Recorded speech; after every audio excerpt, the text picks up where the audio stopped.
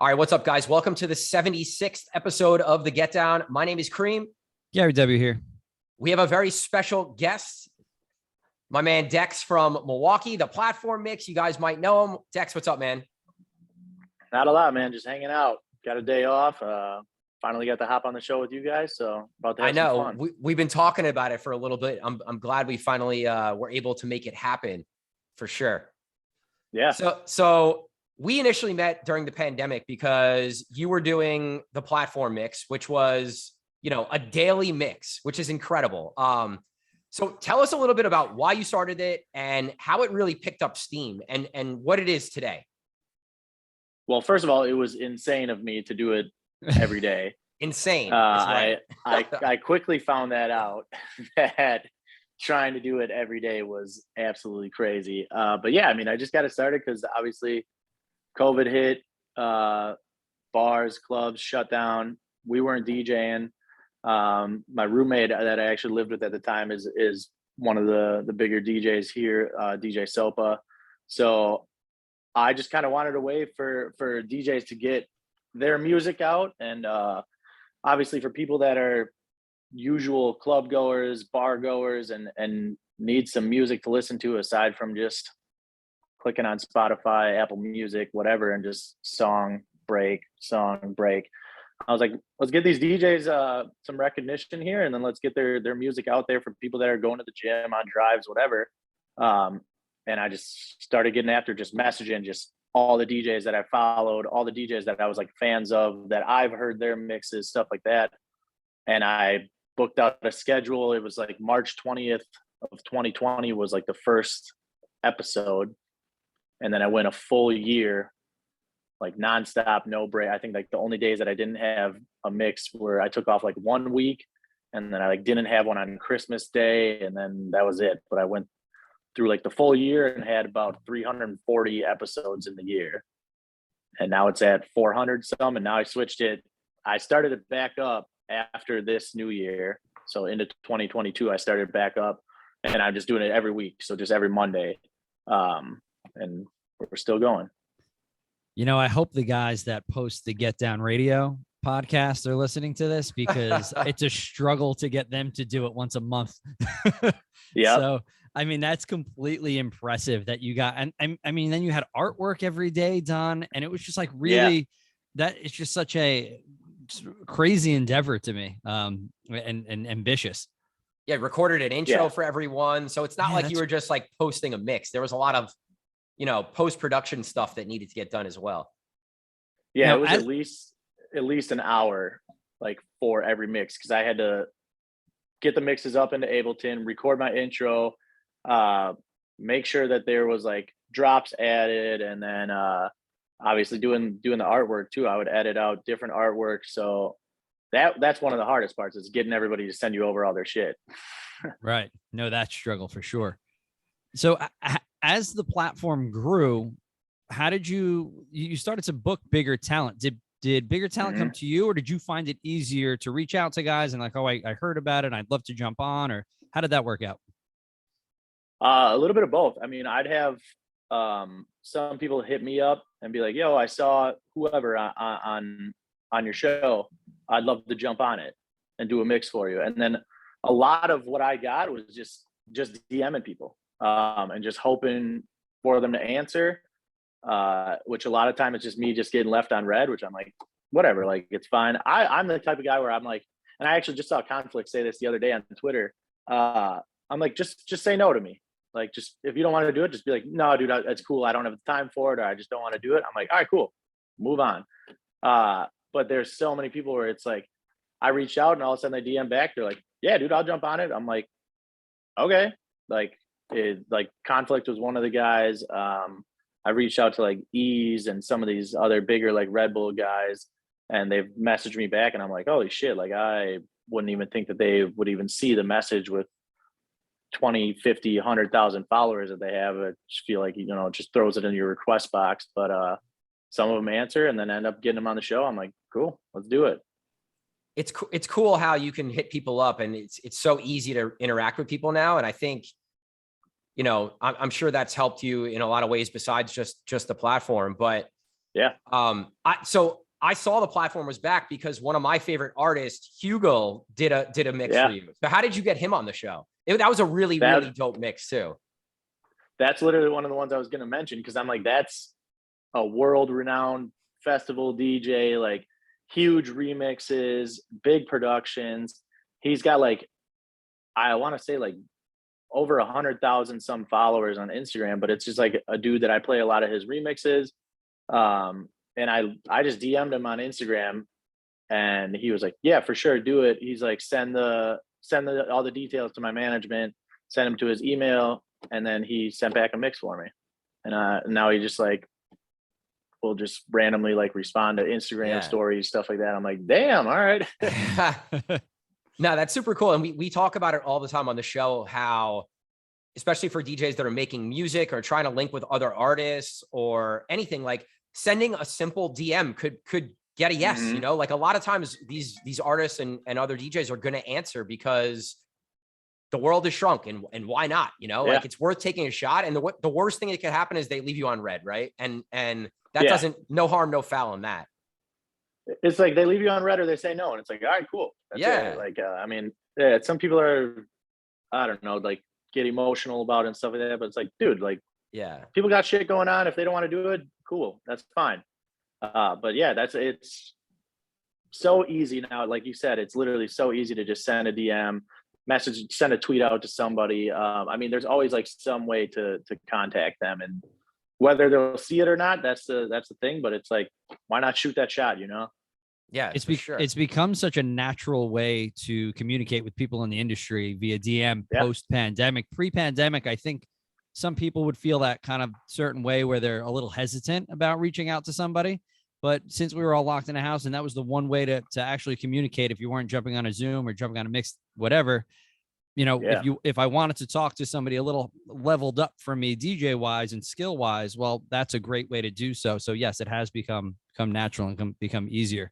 Now, coming out of the pandemic and you know, the platform blew up and you had bigger artists, do you feel like then post pandemic and you're going back to work in the club, do you feel like it helped your DJ career by launching the platform mix? Or I mean, Milwaukee is definitely a much smaller market than, like, I mean, a lot of other cities that I've been to and that I know DJs from.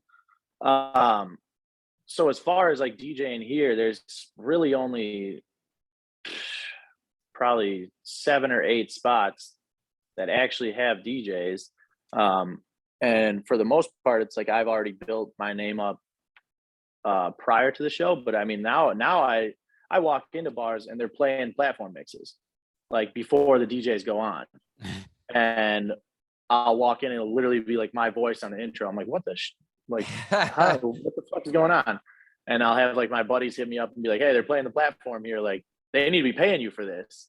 Like, and then a lot of like after COVID, there was places that weren't booking DJs and they would literally just be playing the platform. So in that aspect, it kind of like almost hurt me more, because I'm like, so you're not booking the DJs, but you're going to play all these DJ mixes that I have people put out, which I like think that that's kind of fucked up sometimes. But yeah, I mean, as far as like, I still get booked basically like the same as I was. I've had like some other spots in Chicago reach out a little bit more, because then they're like, oh, I heard your mix here. Like, I know that you can do whatever.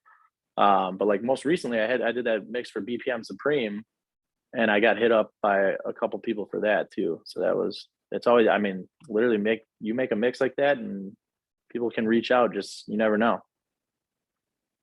Yeah. It's like just multiplying yourself, right? Like putting out content, putting out mixes, music, just more opportunity for people to hear you and potentially want to book you. Yeah. Have there been opportunities for like travel gigs with some of the DJs that you put onto the show? Yeah, like I've tried to get other ones that I've had on the show out here. But again, like with Milwaukee, that's another thing we can definitely dive into here, because it's a lot different for like us to bring in out of town acts to here, especially like in an open format variety. Because most of the time, like what people want for a travel gig is way more than what any of these Milwaukee venues want to spend, when their local guy can bring in more, if not definitely like the same amount of people. If you don't have like some sort of connection with the city, like people are like, I don't know who this is. So it doesn't really bring a draw in that much. But I've tried to bring in like dudes that I like and dudes that I know would like kill it at certain clubs, but then it's just hard to get people on board with paying what they want. Yeah, I mean, It's something. we can get into it right now because we struggle with the same thing in our market. You know, the Hoboken market is a suburb of New York City. You know, we're like a 10-minute train ride to the city, but it's kind of its own little mini market as well. And yeah, I mean, we have some spots that it's the same thing. Like, well, why am I going to pay this much money for somebody to bring in who doesn't know the room and has never played here before, when I could put on one of my residents and I know they're going to do a great job, kind of thing, you know? Mm-hmm. Yeah. Something that it's something we spoke about with Revis, right? And because this question came up when Revis came into town. Well, why are we going to have this guy Revis who the owner doesn't know, but obviously all the DJs know in town? And the regular bar goer and club goer in Hoboken might not know who Revis is. Now, he came in, he crushed, he did a great job, but he also did a great job of promoting those Hoboken places on his social media. So now their places are being promoted all across the Boston market. So when those people come into New York City to come party, well, maybe they go hang out at one of the places that he played. And I feel like that's a good pitch to the business owners, right? Yeah. Yeah. But like you said, I mean, even like a guy like Revis is a guy that I've talked to, I want to say like last year when the Brewers were playing like Boston, him and like Case and a couple other guys were going to come out here and kind of like, I was going to try and book them to play like while the Red Sox were in town, because then they could kind of have like some Boston fans in. Maybe they would have some friends in town that would come out and see them too. But yeah, it's hard to like get ownership and everybody on board with, hey, I know that he's a dope DJ and I know that he can play this crowd, but why are we going to pay him this much when a guy like Sopa or whoever else from here can also play that club and bring in all the locals to come out? So yeah, one way that we've kind of combated that a little bit, and we haven't brought a ton of people in, but yeah, we do have people come in from time to time. And I think one way that we handle it is, hey, I might not be able to give you that like 2x normal market rate to travel, but I can give you 5 gigs to work Thursday, Friday, Saturday, let's say. Yeah. And like, it might not be, $1,000 a set, but I can make you what you would normally make in your normal weekend at home. And that kind of offsets some of the price differential. Yeah. That's one thing I've like talked about too. It's like, cool, if you're going to travel out here, do a Thursday, Friday, Saturday, or even like Sundays here in Milwaukee for like Sunday fun days are always huge too. And we have a couple spots that do DJs and stuff like that, but that's always like, if somebody comes in here and I know that they're that good and that big, like I would try and set them up with like a Thursday spot, a Friday, a Saturday, and then even if I can, like doing a Sunday somewhere, because then that's getting them $1,000, $2,000, and then that's going to offset, I mean, hotel, flight, stuff like that, as opposed to coming in for one night. And it's like, after you pay for flight and hotel, like what I just got doesn't even cover it. Like, so. One other thing too, that especially at some of the larger venues and the ones that are maybe more hands-on and concerned about who actually is DJing, like I'll book myself with the act. So I'll open the room and I'll close the room, or maybe I'll do the opening set and then go hour for hour, so that they don't have the responsibility of carrying the entire night. They just have to play 1 hour sets and rock out during that 1 hour. And I'm there. So the owner's like, all right, well, worst case, if this person sucks, we could just have Cream go back on. And like, that might hurt me financially for the night, but that's just short term, like thinking for the long term and creating the relationship and trying to do something different in our venue. It's worth it to me to maybe miss out on however, a couple $100 or whatever it might be to take a lower rate or not a headliner rate, let's say. Yeah, I agree with that 100%. Yeah. It's just a it's a nice refresh for the venues too, because like a lot of our venues are using the same guys over and over and over again. And, you know, sometimes in a certain market, you play a certain way, and there are certain, just, you know, guys just kind of sometimes sound the same. So you bring somebody in from another market and they're playing different tracks, and they're just stylistically different. It's nice for the crowd to get that little, you know, change of pace. You guys were talking like in Milwaukee, like what are your venues like? Are they big rooms? Are they small bars? Are they lounges? I know you said there's only like 7 or 8. So yeah, so like we really only have, there's 2 main nightclubs, which is Lucid and 720, and they're both right across the street from each other. 720 is a little bit more hip hop. Lucid is more up tempo, like club. You'll get a little bit more mix of like house, dance music, stuff like that. And then there's District, which is I think about to reopen, or it did reopen, which is a bigger. I mean, there probably fits 500 people in there. I don't know how many.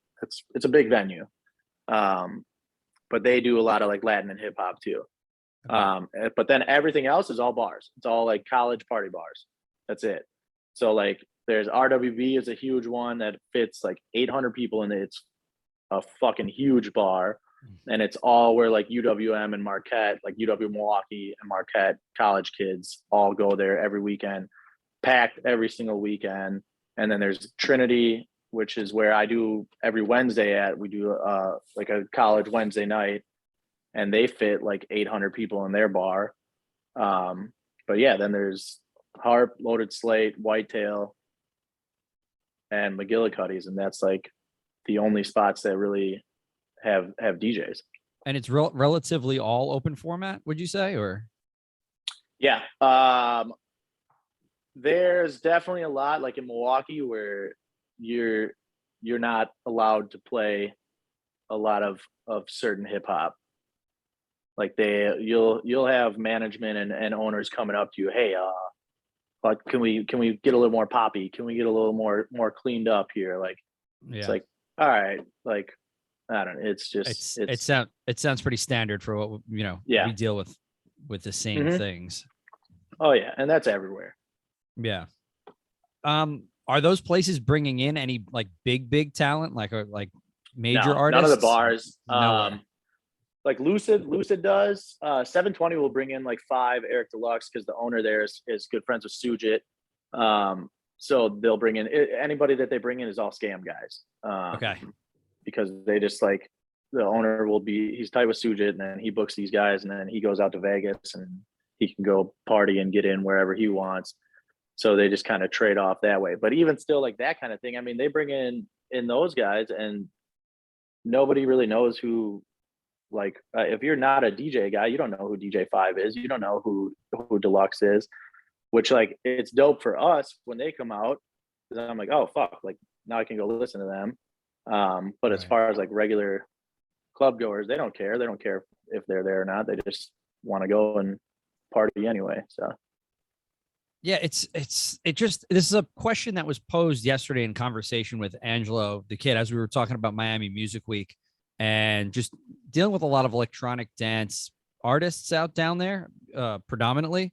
Just like, is there really a market anymore for a traveling open format DJ? You know, because not everybody is really tuned into who the DJs are and who like the editors are.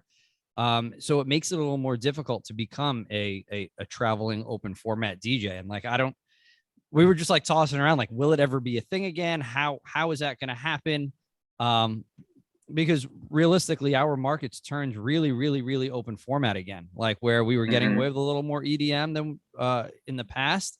And now recently we're seeing it turn back around to like a lot of Latin, a lot of pop, and then with a little bit of house music thrown into it. So it's just interesting to hear it from your market as well, that you're having the same almost growing pains, if you will.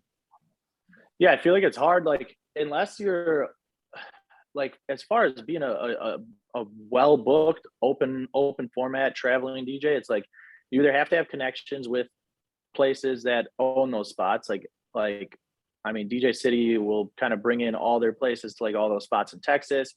But I mean, unless you're a huge producer and have like bigger remixes and then still an open format DJ, I feel like it's really hard to do it and get the rate that you would want. Right. Because yeah, I mean, I don't know, like, I mean, the last bigger name DJ that's been through Lucid or 720 would be like, we had Bonix, Wiz Khalifa's DJ. But yeah, they haven't booked like any bigger shows since then. I know that they've attempted to, I guess. Well, Diplo was at 720, but that was because he was at Summerfest. So they literally just booked him for the after. And that was huge because then fucking everybody went to see Diplo play an hour-long set. So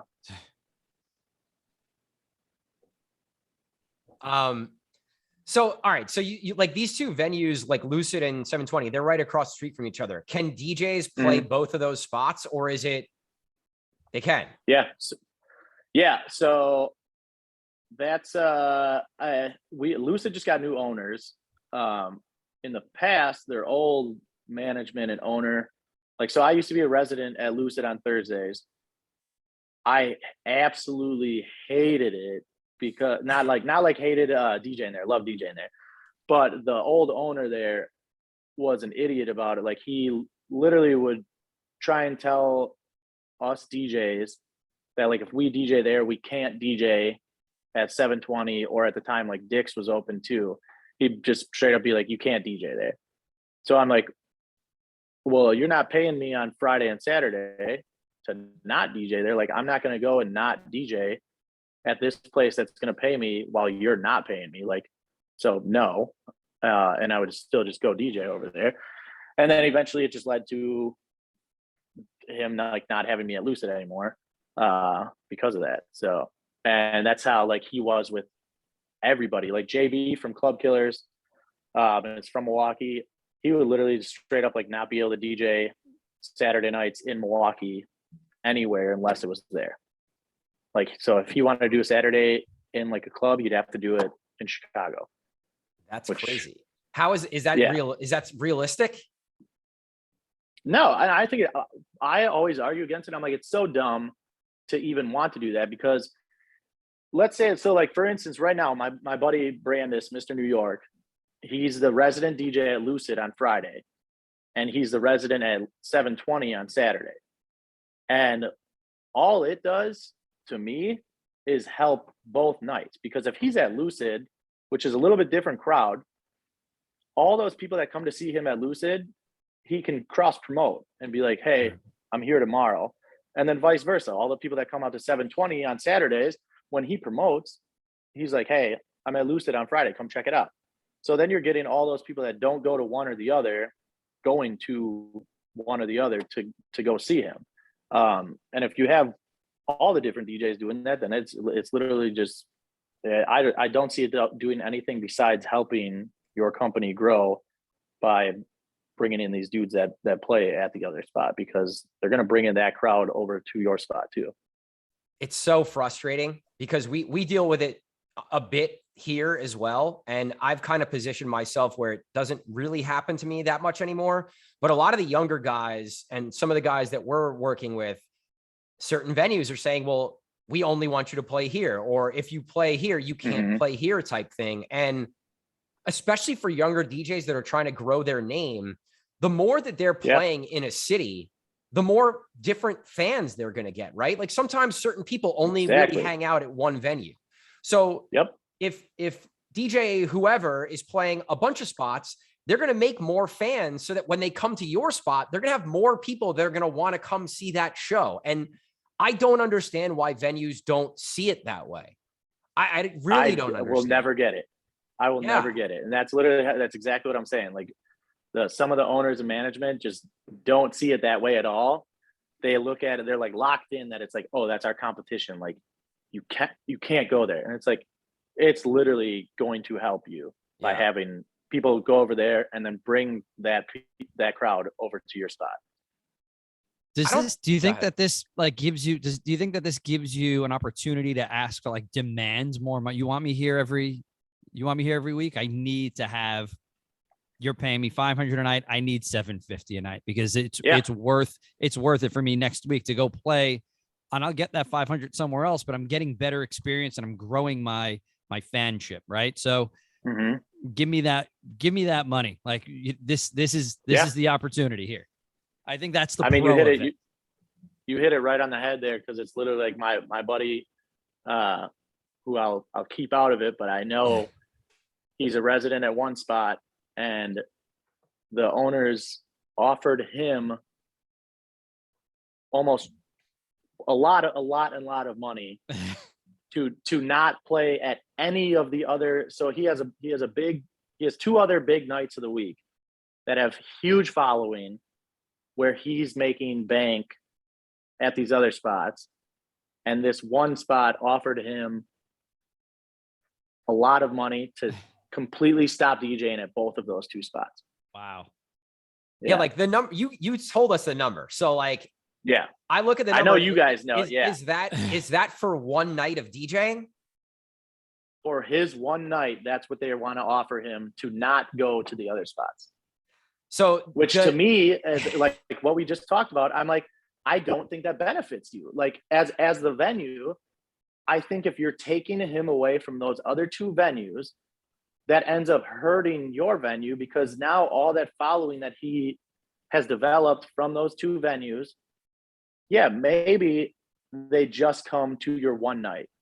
But if he's consistently going to those two other nights, he's going to be consistently growing and growing more at both of those other two nights, who then can come to that one single night too.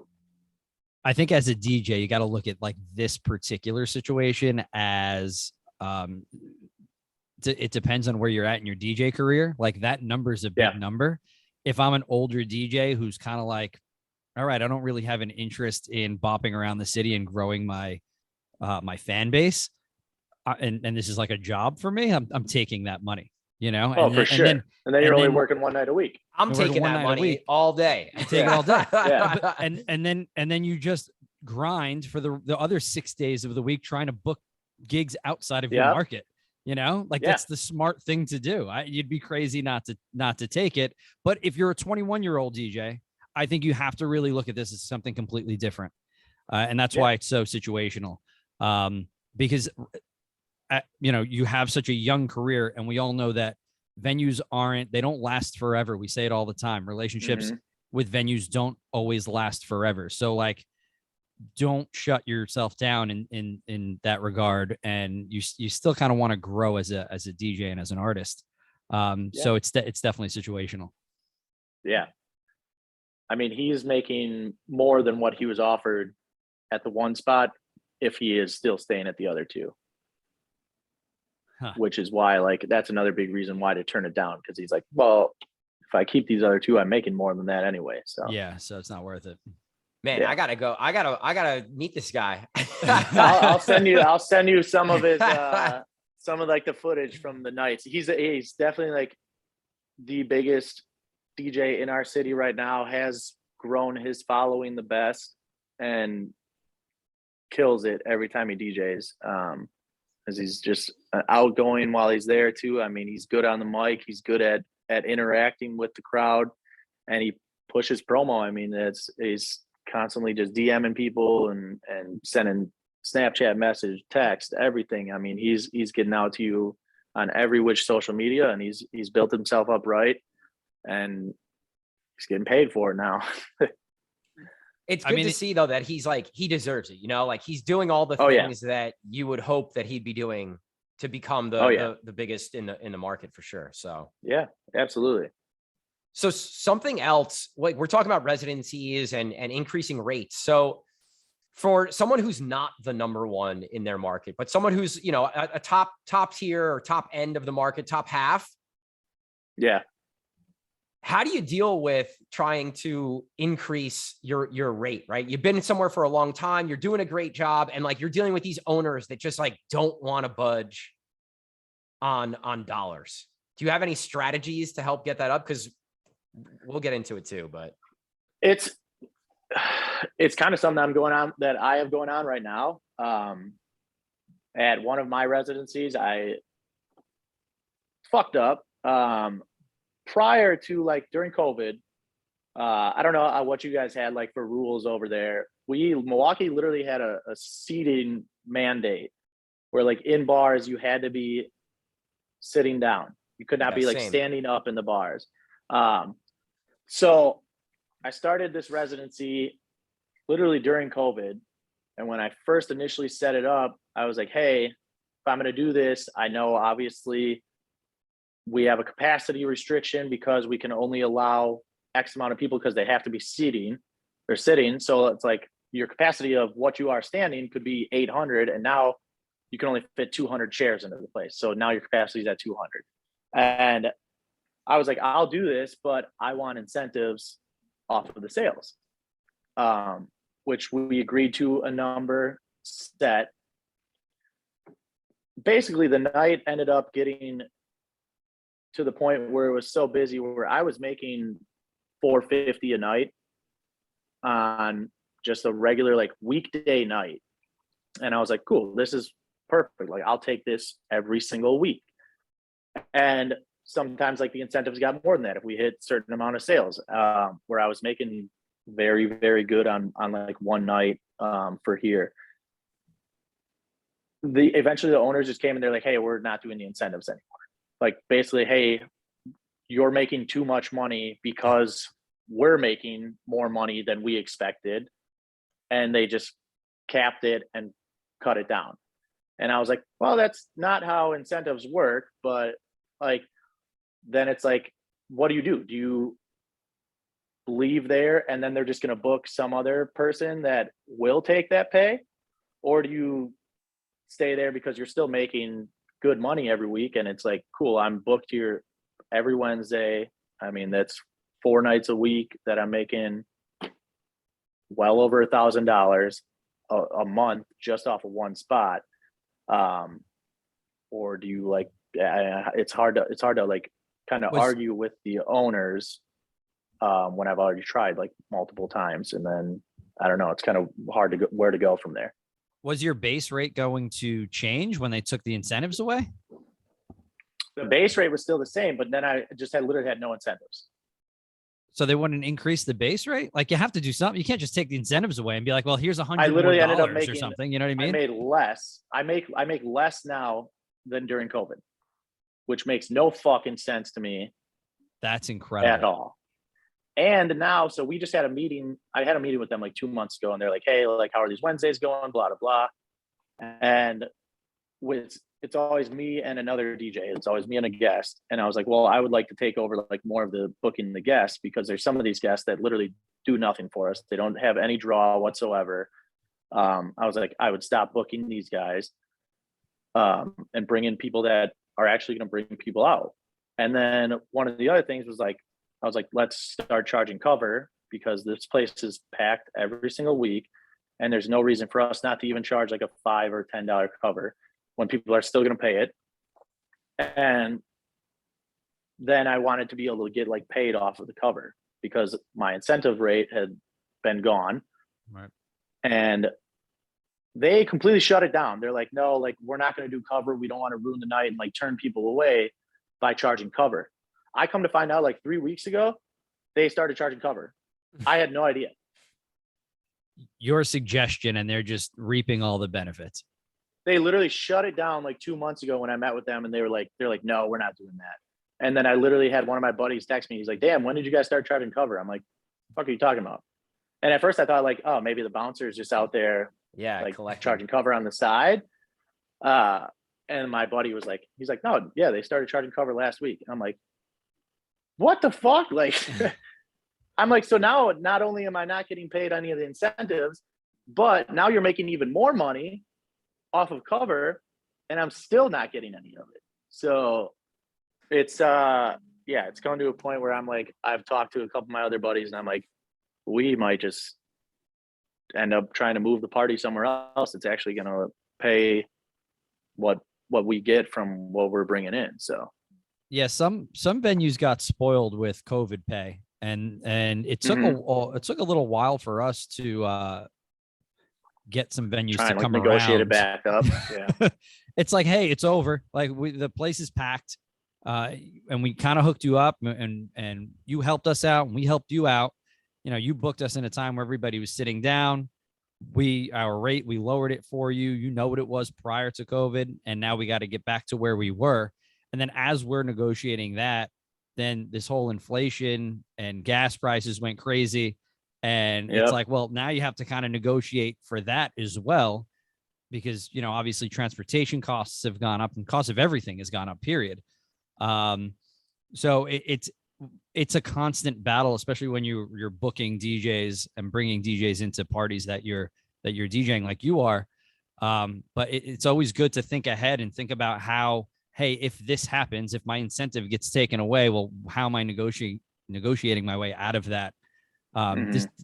Just for the younger listeners that tune into our pod every week, we like to give a little tidbit, and that's a great thing to think about, guys. Like, whenever you're in any kind of negotiation and you do come down in price for a certain reason, well, how are you going to get back out of it? Because it's a very difficult thing to do. Once you come down, going back up is exponentially more difficult. Yep. And I mean, that's definitely one of the things that I definitely kind of messed up with it, because I'm friends with the owners, and I was like, whatever. And I like dealt with it at the time. And now it's gotten to the point where it's like, I've almost taken too long, where it's even harder for me to negotiate it now. Yeah, that's another thing. Like when you become friendly with ownership and what kind of lines sometimes get blurred, it becomes, and it happens at places when you're at a place for 5 years, if you're at a place for 10 years, like that's naturally going to happen where, your boss becomes a friend and it becomes more of a family atmosphere, and the money part always gets a little sketchy. But at the end of the day, we'll have to remember that this is our business, and I think it's important to address when those situations arise, when you become friendly with the owner, just, hey man, this is business. It's no hard feelings. And this is where we got to be at. Yeah. Yeah. It's definitely tough. Cause I know, like, if I'm like going to them and I'm being like, hey, like, well, I'm not going to do it if we're not getting this pay, they'll just be like, all right, cool. And they'll get some other younger guy that will do it for that, where it's like, fuck, like, do I just keep making the weekly revenue, or do I just dip out? So it's such a hard situation, because you want to dip out to be like, well, this is the line in the sand, like I know what I deserve. And if you don't want to do that, that's fine. Your party's going to hurt because of it. It might not hurt initially. Like, I'm sure if you weren't there for a month, it'll still keep going. But after 6 months, it's probably not going to be the same party. And if you were to leave, that you have some negotiation with other venues to be like, hey, look at this party that we built up. This was part of our doing. We want to move this party to you. We'll be able to bring a lot of the people that were generally going there, or however you're going to sell it. But Gary was like, man, this is you 101 right here, because I deal with it all the time. And it's like, it's so hard. And sometimes you have to just be like, no, I'm not doing it. And then sometimes you can be like, all right, I'll work with you on this because it makes sense. But it's always a case by case basis. And generally the owners or the venues that look at you as a partner are the ones that I'm more willing to negotiate with, right? But if I know that you're a venue that just uses and abuses DJs, or just is using you because you're the one of the top DJs in the market, then like, it's not a partnership. Like, you're just using me. You don't see the value necessarily in partnering. And that to me is more important. And those are the people that you want to stick with and negotiate with, instead of drawing that hard line.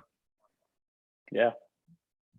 So we've talked a lot about money. We've talked a lot about negotiation. We talked a little bit about the pandemic. So with all of those things, like some DJs during the pandemic had to switch out and get regular jobs, right?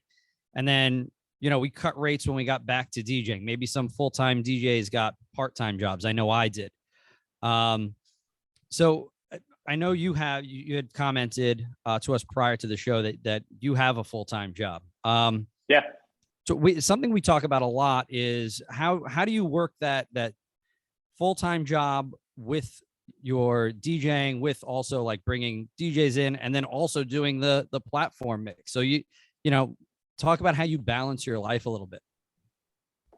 Man, it is not easy. I mean, I look at like what I work from my full-time job. I mean, you're working 8 hours, 40 hours a week, 8 hours a day.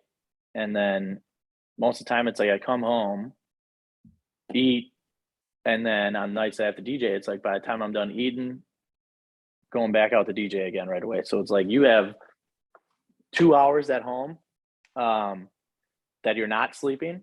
So I know my girlfriend gets a little upset by it because there's not a lot of like free time. And then it's like the days that I am off from my actual full-time job, then I'm working on podcast stuff. So then it's like, then it's not really a day off. Or I'll end up having to like DJ that night. So it's like, then you don't have a full night off. Cause even still, I'm still DJing. I mean, mostly Wednesday, Friday, Saturday, and then a lot of times on Sunday.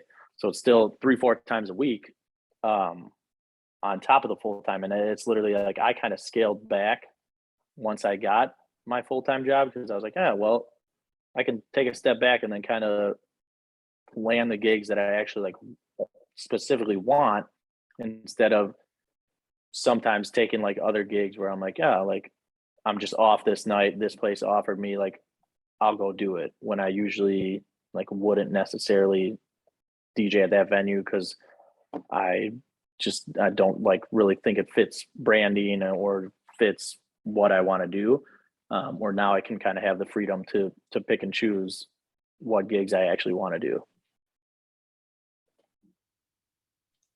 I feel you on that because I'm trying to do the same thing. I don't have a prototypical 9 to 5, but I have started taking on some other responsibilities for nightlife stuff that does take a good amount of time. So it's like that balance of, well, does this gig, am I doing this gig just for money, or is it doing something to help me as a DJ, or is it something that I just want to do? And if it doesn't check those other boxes of like something I want to do or something that helps me, then I'm trying not to take them anymore, you know?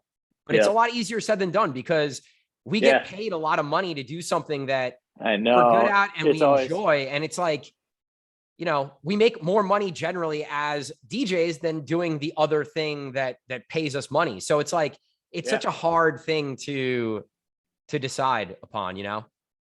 That's definitely what's hard because it's like, it's so hard to pass up a night of DJing money. It's like, even back like when I used to bartend, it's like, dude, if I can make $250, $300 in a night, like if somebody offers me to go pick up a shift, like, yeah, I'll do it. And then like same with DJing, it's like, it might be a spot that I don't even go to, or I don't really like ever play there at all. And they offer me, I'm like, I'm off. Like, why not go get this $300? Like something like that. And it's very hard to pass it up.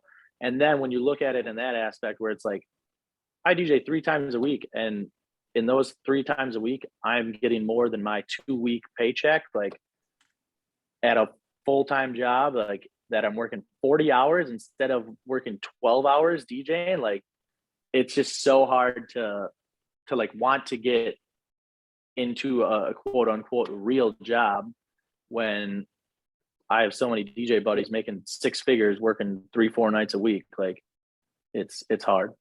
You just get so used to the money being made, especially when you're doing both. Like I taught for 13 years and then I was DJing also like 4 nights a week while I was teaching. And you just get so used to making the money that you're making. It's really, really difficult to take a night off. And then when you take a night off and let's say you go out to a place, you're just a misery and you're judging the DJ that's there anyway. I'd rather just be working. You know what I mean? Like, I always felt like I got put in those situations where like, oh yeah, I'll go out. And I'm like, well, this absolutely sucks because now I'm spending money, number one, probably on the date that I brought out. And I'm just judging this poor DJ the whole time. So I might as well just take the gig that was offered to me anyways. So I kind of got jaded in that. And then I left my teaching job as the pandemic hit, ironically. And now I just DJ. So it's a lot. Yeah. It's a different mindset. Like I've definitely changed gears. It's been a lot of years though, too. So it's a combination of all that stuff. I think when you're younger though, and you're in your 20s, like get out there and work every stinking night that you can, because it'll only benefit you. You'll only get better. You'll only, broaden your fan base and establish way more connections. Yeah, there's a couple DJs that I could think of that we book a whole lot, right? We book 14, 15 times a month. And Right. just in DJing that much, they've gotten so much better as DJs because they're out and they're playing all these different rooms and playing different genres and in front of different people. And it's like, they don't necessarily realize it, but because they're playing so much, they're getting a lot better. You know, that's like 4 hours of practice 4 times a week, every week. Every week. And it's like, it's a compounding effect. So, all right, we're nearing the end here. We normally do like some quick hitter stuff at the very end with our guests. Just so we're going to do a couple quick hitters, couple sentences. So what advice would you give to a DJ looking to break into the industry right now or looking to level up in the industry right now? Go out to places. I have so many people that are just like, hey man, they'll message me, hey, what do I have to do to get in here? What do I have to do how can I DJ here? Go out, go meet the managers, meet the owners, show them that you're like showing face out there. When you're meeting them out there, they ask for you to send a mix, get something sent to them so that way they can actually hear you. If you can, I mean, I guess if someone else has like trust in you, try and open up for these other dudes like on slower nights when maybe there's not as many people in the room that you can scare away. But yeah, that's one of the big ones. Yeah, I think that's a great one. We talk about it a lot. I think a lot of the guests also bring it up. It's super important, even for guys like us that have been doing it a while. It's like, you want to play a room, go hang out at that room, right? Yep. All right, next one. What is one positive change that you would like to see in the DJ or nightlife industry? Oh man. Probably for everybody stop bashing each other on Twitter. It's like, I feel like it's every week there's something on there where it's like, man, like people playing one song. Like I forgot who just did. I think it was Danny Diggs. Like, it's like, please stop playing Icona Pop at peak hour. And then it's like, it just starts this huge Twitter feud of people being like, well, if people still love it, I'm still going to play it. And then people like, that song's old. It fucking sucks. And it's like, if it still works, like it still works. Keep playing it. Like, I don't see anything wrong with it. You're still playing to the crowd. So I feel like there's no winner. I mean, like, there's no winning on Twitter. It's just like, but like every week there's some new argument that DJs have, and people will be like, oh, what's DJ Twitter getting into today? Yeah. I got off of Twitter for a while and I'm like kind of trying to get back into it. And like, I don't know, I have mixed emotions on it, but I love Twitter. It's like, you find all news there, like anything that's going to pop off. Like, I mean, that Will Smith and Chris Rock shit was all over. You find all like the funniest memes and videos and stuff like that. But yeah, you have to curate your page, right? To like following the right people that you want to see tweets from. Yeah. So you find some good comedy accounts and stuff like that. And then just obviously like all the sports world, DJ world, and you just caught up on everything every day. Like you just started out, read through it. You're like, oh, this happened. All right, cool. And now you know. So it's literally how I use my news. Like, it's just find it on Twitter. You don't even have to turn the TV on. All right, we're going to do 2 more. What is your biggest challenge right now as a DJ or producer or nightlife person? Ooh, like what I would like to do and learn more of, or just like what I'm dealing with like on a day-to-day? Yeah, like what's something that you deal with that you're trying to overcome on a daily basis or weekly basis? Man, I mean, trying to get people on board with like getting equipment in clubs and just like and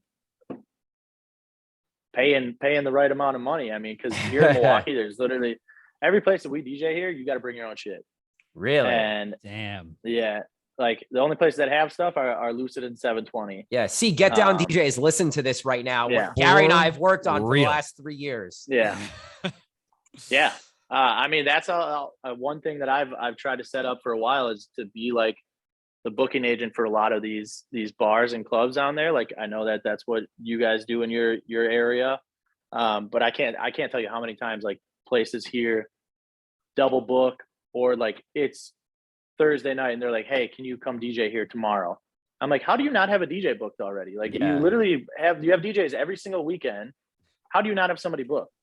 And it's just always so mind blowing to me that like there's just no organization, and it's something that I could like, I was doing for Lucid prior to getting my full-time job.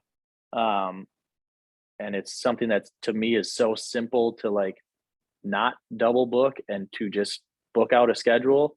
But some of these venues don't do it. But yeah, like literally none of them have equipment, and then people have their stuff spilled on it. It's like, sorry, cool, that's on you. Like, yeah, that sucks. Yep.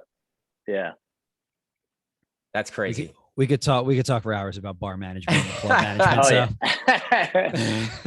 Yeah. Dealing with it week to week. Yeah. All right. So last one, we always like to end on a music question. So what's a genre or artist or style of music that you're just really into right now as a consumer of music? Ooh, I'm kind of into both like realms of, I listen to hip hop and then I listen to house. Like, obviously the Latin shit is taking over. I can't tell you how many fucking Bad Bunny requests I get every night. It's phones in my face all night. I'm like, dude, Bad Bunny's gonna get played. Relax. Like, yeah, we're good. It'll get played. Yeah. But yeah, I would say probably I bounce between like house and hip hop, and just kind of go back and forth between the two. Yeah, I mean, being open format DJs, that's like, what we do, right? Yeah. Yeah. Like if you put a good house track together, I can listen to that forever. There's a lot of like hip hop songs that are, beats are a little like too slow and harder to get played in an open format club because they just might completely kill a crowd. But you put some hip hop vocals over a nice up tempo like beat that people know, or just a newer beat. I mean, that's something that's easy for me to listen to all the time. So dope, man. Well, thank you for jumping on, man. So we're gonna plug all your links, and we'll do links to the platform mix. If you guys haven't checked out the platform mix, definitely check it out. It's on all podcast services, Mixcloud, SoundCloud, anywhere you would listen to music. Always really dope guests. It's one of the music podcasts that I do listen to pretty often. So thank you, because I listen to it and consume it.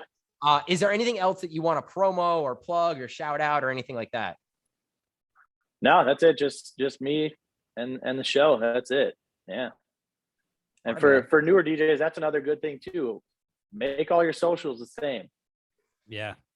Brand correctly. If you got an Instagram that's one @ and a Twitter that's another @ and a Facebook that's another, it's just brand all your shit the same.